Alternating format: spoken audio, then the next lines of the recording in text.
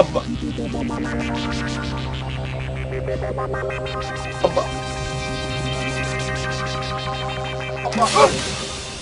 কষছিস নি কেন?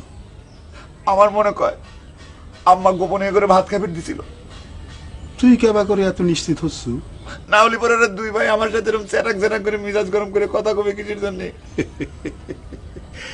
তোর কথা শুনে আমি নিশ্চিত হইলাম যে তোর মা তাগেরে গোপনে ভাত দেয় নাই, যদিও আমি হাড়ি চেক করে আগেই শিওর ছিলাম। আপনি কি করতেন আব্বা? আমি তো কিছু বুঝতে পারতেছি না। না বুঝার তো কিছু নেই। শোনে, মানুষের পেটে ভাত না থাকলে পারে মানুষের মেজাজ বেশি দেখায়।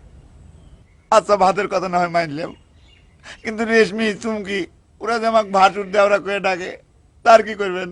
আমার কি অপরাধ? তোকে একখান বুদ্ধি শিখাই দে। তোকে যখন দেওরা করে ডাকবি তখন তুই তারে ভাবি করে ডাইকে লজেন খাওয়ার জন্য টাকা চাবি, বুঝলি? ওই টাকা দেওয়ার ভয়ে তোকে আর দেওরা করে ডাকবে না। আচ্ছা দেওরা না হয় না করে ডাকলো, কিন্তু ভাসুর কর কি হবি? আমি তো তার কাছে লজেন কিনার টাকা চাবের পারবো না। কেন চাবার পারবি না? আপনি কি করছেন আব্বা?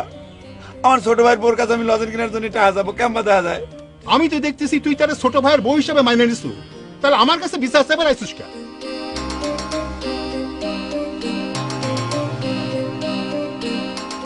আব্বা এটা কারবারি ছাগল আমাদের বাড়ির ভিতরে এসে বসে আছে। এই খোয়ারে দিয়ে দে।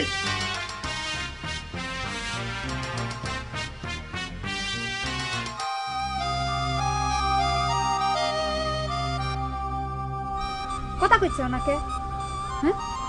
এবার করে তো জীবনটা পার করে দেওয়া যায় না খোঁজো। সবকিছুর তো একটা সীমা আছে নাকি?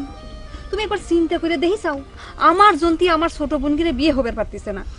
তোমার কথাটা তো আমি অস্বীকার করতেছি না চুমকি, তো তুমি তো আমার অবস্থাটা খুব ভালো করেই জানো। আমার সাথে তোমার বিয়ে হলি তোমার কি হবি? তোমার বাপ কি তোমার এবারে মাইরে ফেলাবি? ওরে মরে গেলেই তো সব ঝামেলা মিটে যেত। তোমাকে বিয়ে করে আমার মরতে কোনো আপত্তি নেই।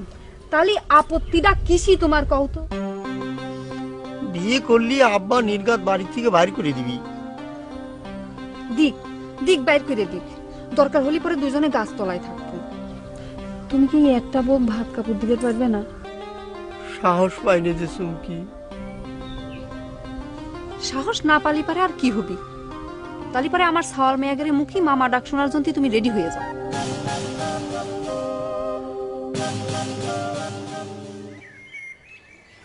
এই দেখো কমলা বানো, তোমার জন্য আমি কি বানায় নিয়ে আইছি। কড়াইতে তেল ঢালতে গেলে পরে বেশি তেল পড়ার কোনো ভয় নাই, অনেক বুদ্ধি করে এটা বানায় নিয়ে আইছি। বুদ্ধিটা যদি এই 100 টাকা তেল কম খরচ করার কামে না লাগাইয়া ভালো কামে লাগাইতে, তাইলে দেশের উপকার হতো। ওরে আমার দেশ দরদি রে, আমার বুদ্ধি আমি খারাপ কামে লাগাইতেছি। তুমি এত বোঝো, এটা বোঝো না যে আমার সংসারের 100 টাকা তেল বাঁচলি পরে সেই তেলটা দেশেরই বাঁচলো। ভুল হয়ে গেছে, মাফ করে দেন। আর কয়েকদিন এখন থেকে কতখানি তেল দিয়ে সংসার চালানো লাগবে?